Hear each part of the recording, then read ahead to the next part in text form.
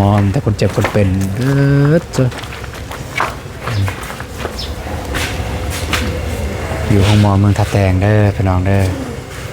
โอเคตอนนี้กับน้องบ้องกัน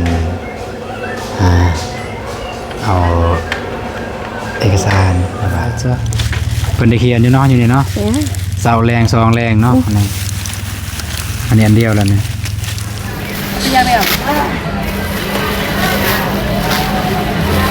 จับได้เม็ดเข้าใจคันตันดูชันตึกอันนี้มือละเม็ดเป็น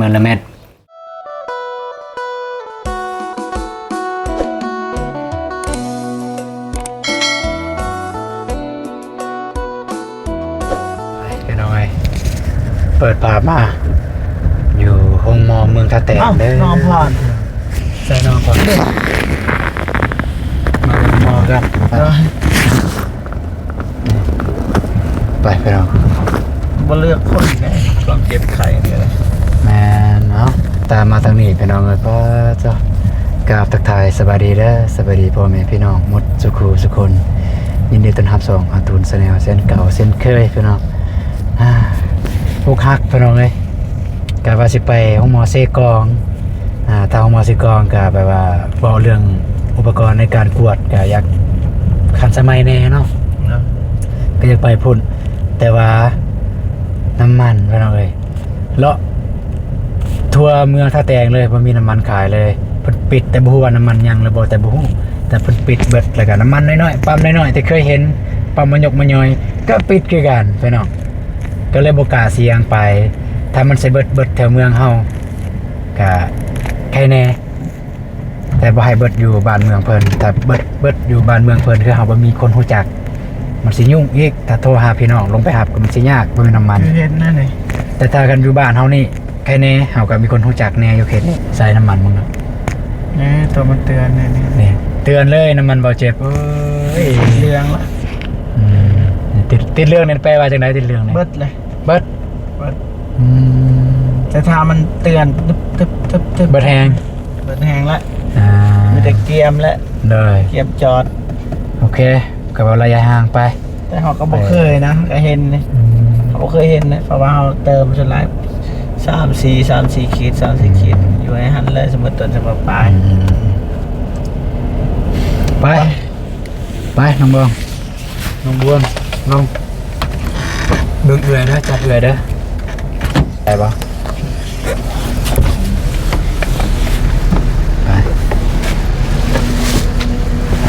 บ่เจ็บสิอยู่นี่บ่หรือว่าไปนำกันบ่ลงเ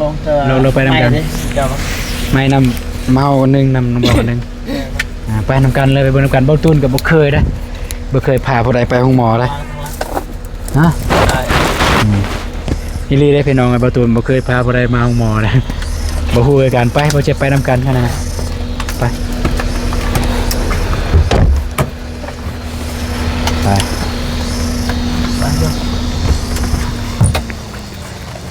พุ่นห้องกวดอยู่พุ่นเนาะห้องกวดอยู่ห้องนี้แม่นบ่เลยไปห้องนี้เดี๋ยวเขาจะถือกล่องบาดเจ็บก็น่าจะเคยอยู่เรื่องเว้าเรื่องมาห้องหมอเนี่ยพาคนเจ็บคนเป็นก็พาหูอยู่เนาะไป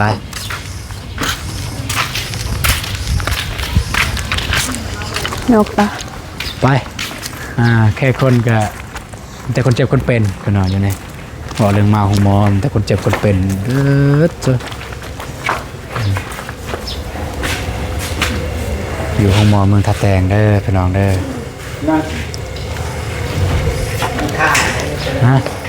ก็ต่อคิวเนาะต่อคิวพี่น้องไงห้องหมอเมืองท่าแตง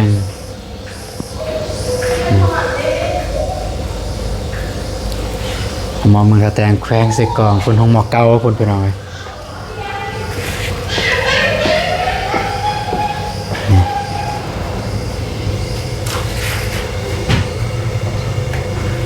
หมอเก่าอยู่ในตึกใหม่แต่ว่าตึกใหม่ล่าสุดคือเบื้องนั้นพี่น้องอันนี้จะเป็นตึกกลางแล้ว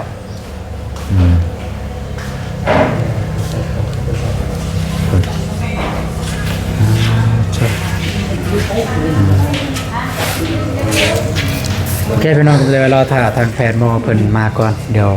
เป็นจะได้แล้วประตูสิอัปเดตให้เบิ่งไประยะเอา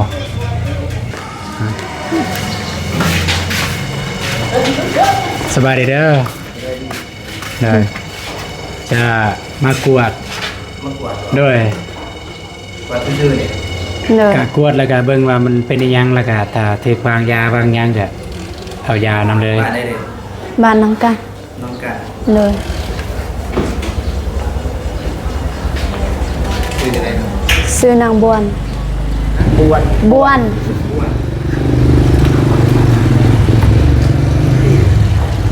อันนี้ปีเลย จัก เซา เปีย เซาซี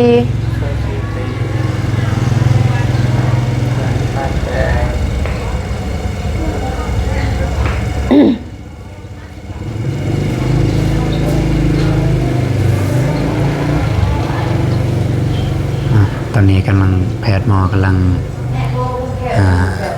กรอกข้อมูลอยู่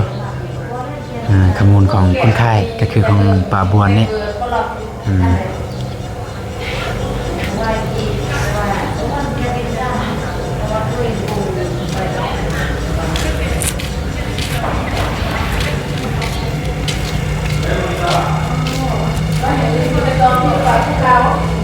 อันนี้ซาซา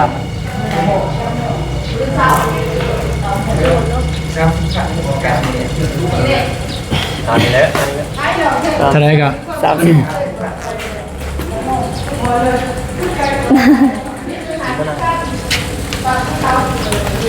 อ้าว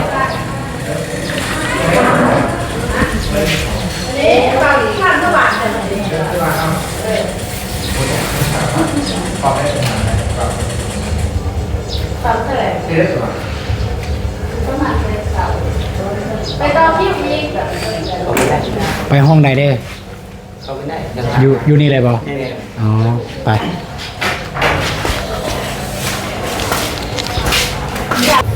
โอเคพี่น้องเนาะก็ตอนนี้ทางป่าบวนกำลังเป็นกำลังกวดอยู่พี่น้องทางแพทย์บอกกำลังกวดอยู่แต่ว่าเบาตูนบ่สามารถเดกองไปทางนั้นได้เพราะว่ากฎระเบียบของเพิ่นคือเพิ่นบ่ให้ถ่ายว่าซั่นซะเฮาให้มาทำงานของเพิ่นเฮาก็บ่อยากฝ่าฝืนกฎระเบียบของเพิ่นก็ประมาณนั้นพี่น้องเนี่ยทางน้องบองก็มา สบายดีเด้อ โดยสบายดีเต็มที่แล้วน้องบองเต็มที่แล้วน้องบองว่าแต่ว่ามื้อนี้ก็บ่มีน้ำมันก็บ่ได้ไปสิกอง โดย ขอโทษหลายๆแล้ว บ่เป็นหยัง เด้อโอเคพี่น้องก็รอท่าทางป่าบวนกวดก่อนแล้วกันสิถามอาการเป็นอะไรแพทย์หมอว่าจังไดก็สิได้อัปเดตพ่อแม่พี่น้องเบิ่งนำกันพี่น้องก็ตอนนี้ก็ทางแพทย์เพิ่นกวดอันนั้นเรียบร้อยนะแต่ว่าให้ห้องมาเบอร์3ให้มาห้องเบอร์3พี่น้องเอ้ยให้มาห้องเบอร์3นี่แหละเบอร์3ประตูนก็สิได้ถ่ายประมาณนี้เด้อพี่น้องเด้อตอนนี้ แต่ ตอน เด้ นี้ อ น้องบองกำลังให้ความกับทันหมอเพิ่น เจ็บคือกัน ว่าเจ็บหยังแน่พี่น้องเนาะ มันเป็นจินจาปกติใช่ไหมกะหืมก็กินข้าวปกติ เวลามันจินจาอย่ากับไออย่าโตหัด ตอนนี้ก็ทางแพทย์หมอเพิ่นกวดแล้วเพิ่นว่าจังไดน้องบ้าง ก็มีแต่ว่าให้เอื้อยอาปากแล้วก็เขาก็บอกว่าเป็นข้าวแมง ย้อนเป็นแคลแมงจึงเจ็บคอ โดย โอเค แล้วก็ตอนนี้เนี่ย แล้วก็ได้กวดปอดอยู่แต่ว่าเพิ่นก็ว่าปอดก็ปกติ อันตัวเน้นนะเด้เพิ่นว่าจังได หันแหละมันเป็นปอดเขาบอก แต่ว่ากวดก็บ่เห็นเพิ่นว่า อืม ก็เลยบอกอาการแบบเจ็บเจ็บบอนนี่เพิ่นก็เลยให้เอื้อยอาปากแล้วก็เพิ่นว่าเป็นข้าวแมงแล้วก็ให้เอื้อยเพิ่นไปกวดแค้ว กดแค้ว เด้อ ไปป่านเนี่ยเพิ่นว่าเพิ่นบอกอีกบ่ห้องใดแค้วเนี่ยกด ก็ถามอยู่ว่าห้องใดเพิ่นก็บอกว่าให้อ่านป้าย ไปเบิ่งเลยไปทางแพทย์ นี่เด้ ใส่ กวดที่กัน ห้องกวดแค้วโอเคเคาะประตูเพิ่นเลยเคาะเคาะเบาๆก็ได้ โอ้ล็อกห้อง ล็อกวะ บ่มีคนอยู่ก็ได้ ใช่ถาม ถามแม่นบ่แพทย์นะ บ่เห็นเพชรอยู่นี่บ่แม่นเพชรหั่น บ่แม่นบ่ บ่ เบิ่งไม่มีคนอยู่กันเอาไงหรือห้องนี้มีคนอยู่ลองคอแล้วก็ถามเพิ่นมั้งบ่ได้ เจ้าแพทย์เพิ่นเลิกการแล้วพี่น้องเอ้ยสิเฮ็ดจังได๋บาดนี่เฮาอะ มีแต่กลับพันน่ะ กลับเลย โดย ก็ไม่ได้เข้าไปทำทางแพทย์เพิ่นประกวดอีกว่า คือตอนนี้นี่เฮาบ่สามารถประกวดแคลได้แล้วก็สิเฮ็ดจังไดต่อประมาณนั้นแล้วก็เพิ่นสิแนะนำเฮาถ้าเพิ่นว่ามื้ออื่นจึงมาก็สิมามื้ออื่นเห็นบ่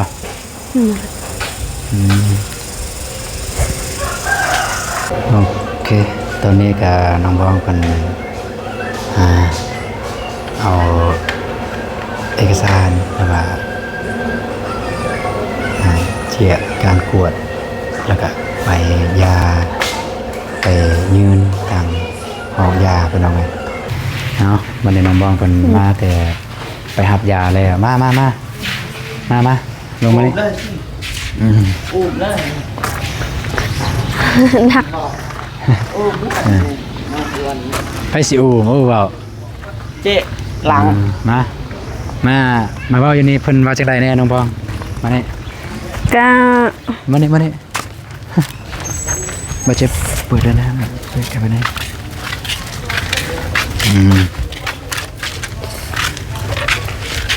เนาะบ้านนี้ทางแพทย์ทางหมอเพิ่นว่าจังไดแน่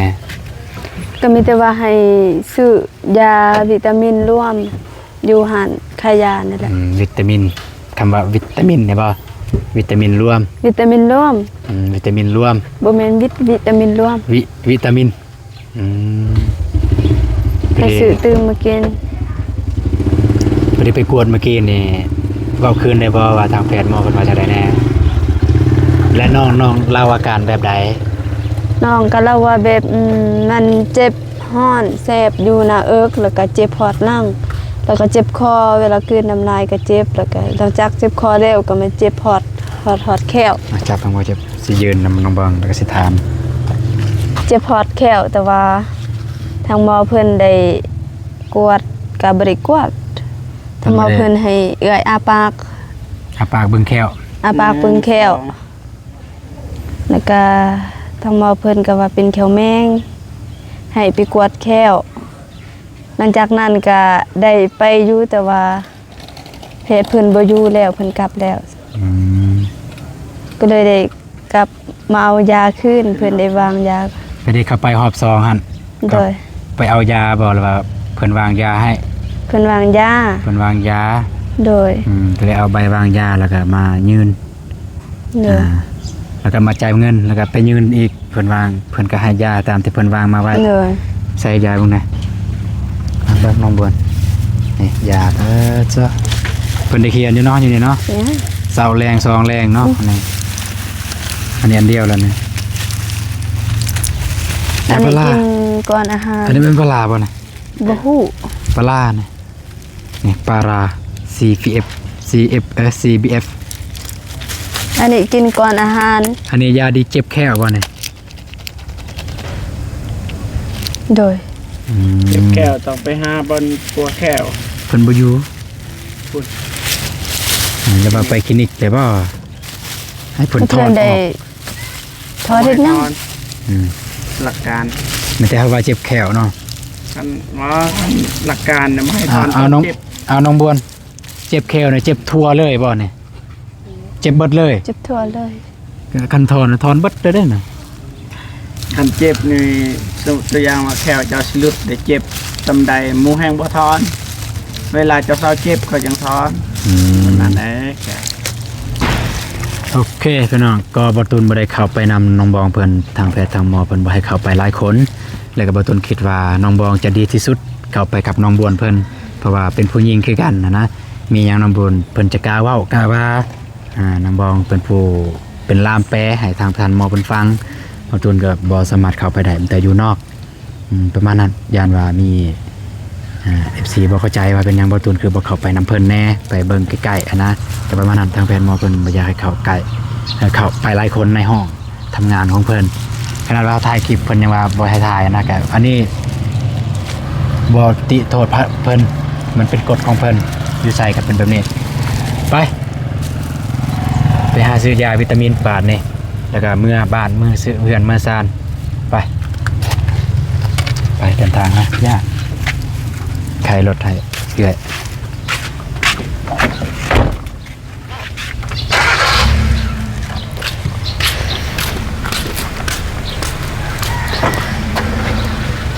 ปีนอึซะ อัดเวลาอัดแห้งๆเลยปั๊บ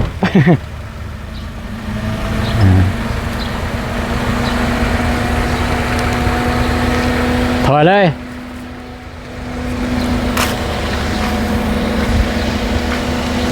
ให้บ่เจ็บกันอวยรถก่อน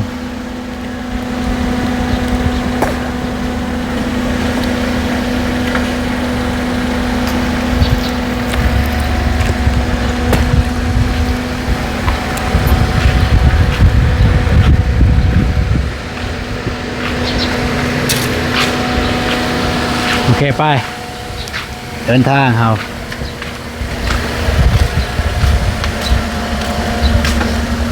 โอเคพี่น้องตอนนี้ก็ทางทีมงานเฮาก็ได้แวะหาตลาดน้องบองเพิ่นอยากจะซื้อแวะไปซื้อของกินให้ทางน้องบวนเพิ่นแล้วก็ซื้อให้พ่อแม่เลยไปน้องบองสิซื้อหยังแน่ไปพี่น้องไปซื้อของกินมันจับว่ะไปซื้อของกินพี่น้องไปเบิ่งว่ามีหยังแน่ที่น้องบองเพิ่นสิซื้อ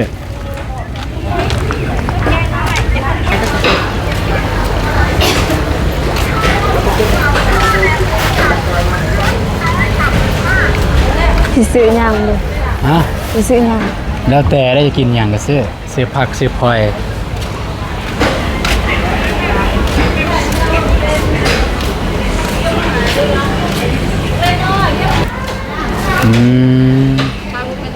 เด้ประกาศดอกมัดเท่าไหร่สมมุติเราเป็นมัดในมัดนึงเท่าไหร่ก็จังว่าที่มันคือบ่กันสั่นก็มัดเป็นโลเลยสบายขาย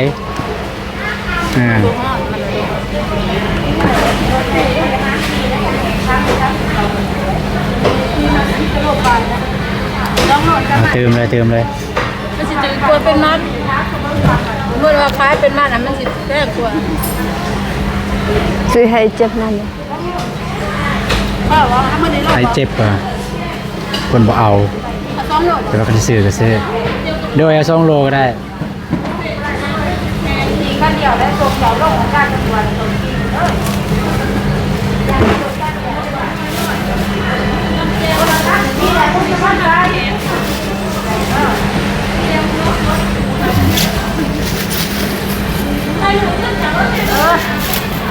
นี่อื่นมาบ่ยังไม่เอา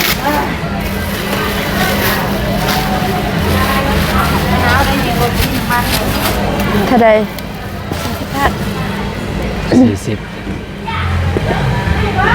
เก็บราคาที่น้องนั่นมันหลายเพิ่นยังบ่ได้เอาจ้ะยังก็วิชาที่ทำหนูเอาอายป่ะโอ้บ่ให้ทายให้ทายป่ะโดยขอโทษหลายบ่อยากปานใดโดยไป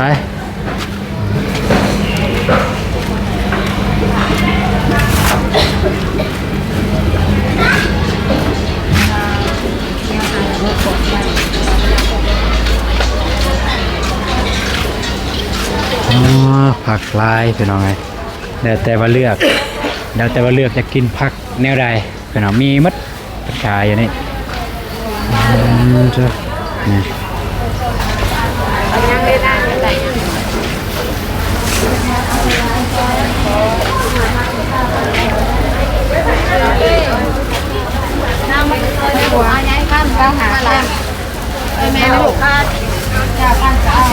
งามเลยดีนี่ผักดอกงามกำลังเด็ดตัวใหม่เนี่ยค่ายแนวใดก่อนนี่ เอาเท่าไรลูก ขายเป็นมัดบ่ เป็นโลลูก โลนึงเท่าไหร่ครับ 9,000ลูกเอาลูกได้ลายมัด จากโลนึงเบิ่ง เอาซอยนะก่อน กินหลายคนเด้แบ่งกัน เสียดายเด้อ กินผักมื้อนี้ พักมันไม่ดี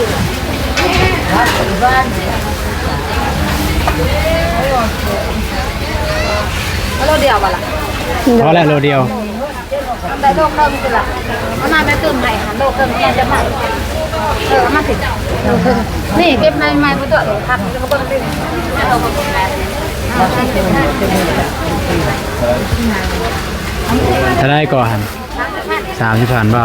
โล70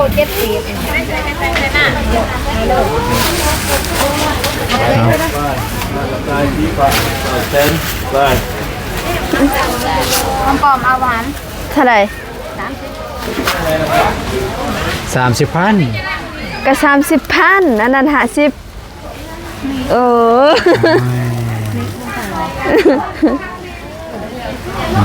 ตายตา ไปลายแล้วบัดนี้ ซื้อมาเผ็ด พริกว้าวกระดูกเอาไปละ เด้มาเผ็ด ตื่มไทยเนี่ยมา บ่ พันก็ต้องละลายเดี๋ยว เอา10,000เพิ่น ตัวบัวให้ปอมได้ละบอส ได้แล้วตื่มให้เด้อ เลือแม่ในลูกในคายอ้าวกินโลดอ้าว เท่าไหร่ 10,000พ่อบอส เอา20,000เด้อ 1,000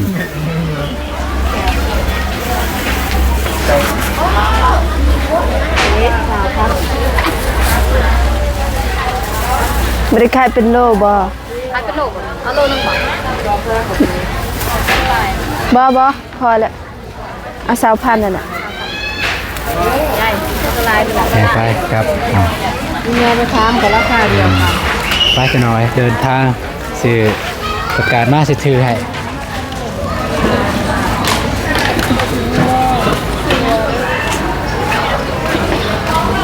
โย่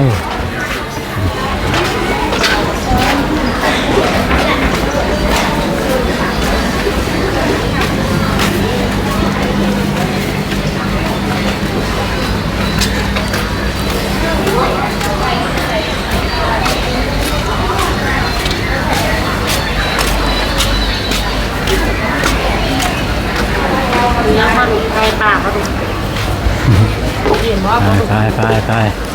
เดินทางไปพี่น้องเดินทางต่อเมื่อพุ่นละอันยาจอดไม่ได้บ่เจ็บเด้อแม่ไปซื้อยาวิตามินรวม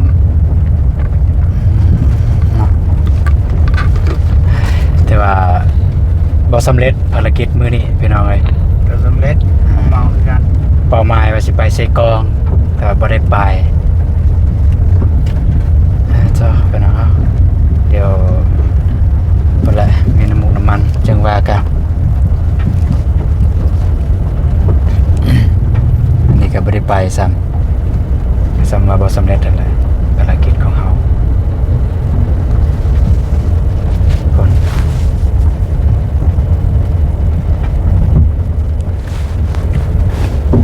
คนเลยหันทางหน้าเลยหันขายาทางหน้าเลยหลุดนะ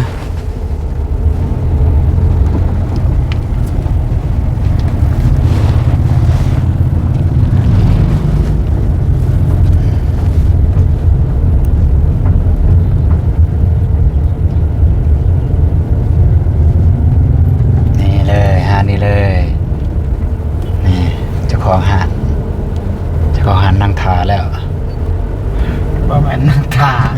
นั่งเป็นนางแบบนั้นไปลงยักษ์หมด สบายดีเด้อเลย เว้นรถเนาะ โอ้ว้าวแล้วไปเห็นโดน ใช้แล้วผมไม่จด อยู่บ้านนะนะ สบายดีชิวลูก สบายดีเด้อ ไปดีซีนดีลูก ไม่ค่าใหญ่เลย ไปไหนขาได้เนี่ย โดยเราสิมาซื้อยา ชี้ใหญ่สา วิตามินร่วม ใหญ่ที่หน่อยชี้ ผู้ใหญ่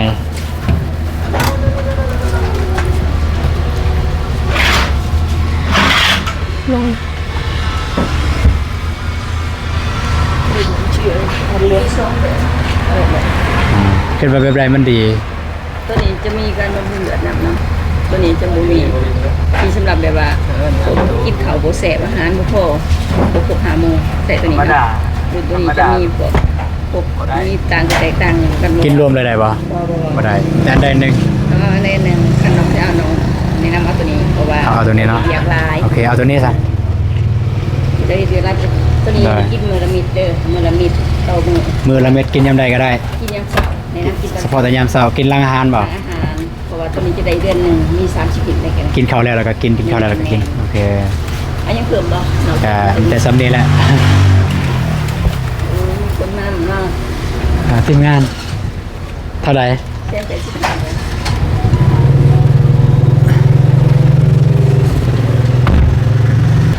มันก็ดอนไปอยู่ทีมงานไปแต่ว่าเฮาบ่ได้ไป แล้วตัวนี้ผมไว้ทิ้งไว้เนาะ โดย ท่านเดี๋ยวไว้ก่อน ไปทุกทีเลยตัวนี้ไปทุกทีไปทุกหมองเข้าใจเด้อได้ นี่เพื่อนขอบใจนะบ่าวจ้า เข้าใจเด้อ บ๊ายบาย บายบายเจ้มันก็งงแล้วเนาะมันยังบายโอเคเอาอย่าวิตามินร่วมเด้ออันนี้น้องบอลเอาน้องบวนจับก็ได้ จะได้ไปกิน อันนี้นี่กินมื้อละเม็ดเด้อตอนเช้ากินหลังอาหาร กินข้าวแล้วก็กินข้าวแล้วก็กินทุกมื้อเลยเด้อกินมื้อละเม็ดหลังอาหารวิตามินอันนี้เป็นเกินว่าทดแทนเลือดเพิ่นว่าเพราะว่ากินข้าวบ่แซ่บนอนบ่หลับเป็นหยังก็กินได้เพิ่นว่าโอเคไปหน่อย ด่วนปะ ไปพี่น้องเดินทางเมื่อด่วน ด่วนปะ ไป ไปจะไปสิไปทางไหน เอามัน ก็ด่วนๆแน่จักหน่อยไปด่วนเนี่ยเดินทางเมื่อพี่น้องเอ้ยเจอกันอยู่บ้านเด้อพี่น้องเด้อฮอดแล้วพี่น้องเอ้ยนี่ฮอดทางเข้าไปบ้านอาหังเลยเด้อนี่ปะโตไปมื้อนี้บ่ได้หยังเลยพี่น้องไปต้นป่าบ่เนาะ อย่างน้อยครับพาเป็นเขาหมอ ไปแล้วบ่ได้หยังเลยแต่อยู่มอแท้ๆเพิ่นก็บ่ได้เฮ็ดหยังนะกระเป๋าเรื่องเครื่องกวดเครื่องหยังก็มันบ่ซ้ำอยู่เซกองนะแบบเฮาอยากให้เพิ่นกวดให้แบบละเอียดงั้นมันแต่เซ็กเบิ่งซื่อแกบ่ว่ากันพี่น้องเด้อเว้าหลายจังได๋เพิ่นสิว่าเฮาประจานภาครัฐ เนาะว่าบ่คันเว้าหลายมันก็เท่านี้ อาจารย์เขาก็ว่าตามความจริงว่า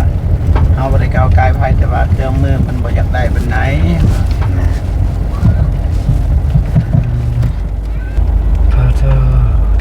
รถส่งน้ำมาฮอดพี่ฮอดบ้านน้องบองเสยบ่แม่นบ้านน้องบองนะบ้านน้องบวนบ้านน้องบองนี่อยู่บ้านน้องบองเด้ออยู่นี่เป็นบ้านเจ้าแล้วเด้อเข้าใจบ่ไปพี่น้อง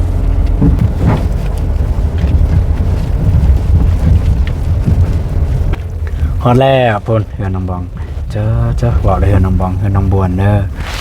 ไปลงแบบนี้โอเคไปหน่อยมาส่ง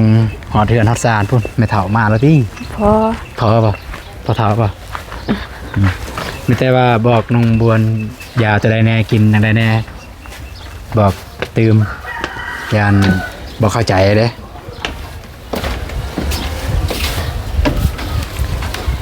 ใส่เบิ้งสิบอกยาจะได้แน่กินเสากินแรง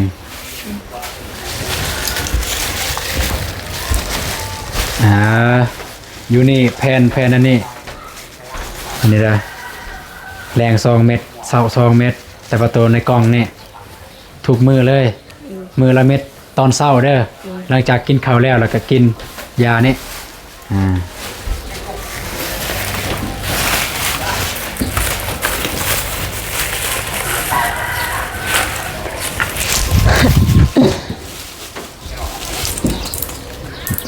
เนาะเปิดเลยเดินไปชาสั่ง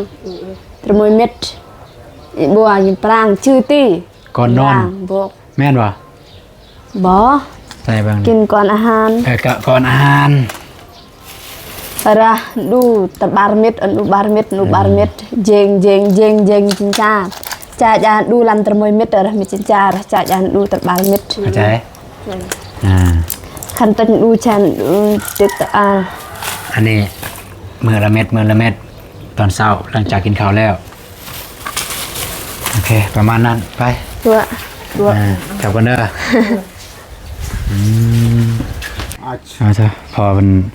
ปะเท่านึ่งข้าวไปน้องเลย แต่เดี๋ยวชั่ว ส่วนหูดัก ชั่วเอา กลับกันเด้อ เปิดปริดมือมาจ่อ ไม่เนี่ย รีดนะมั้ง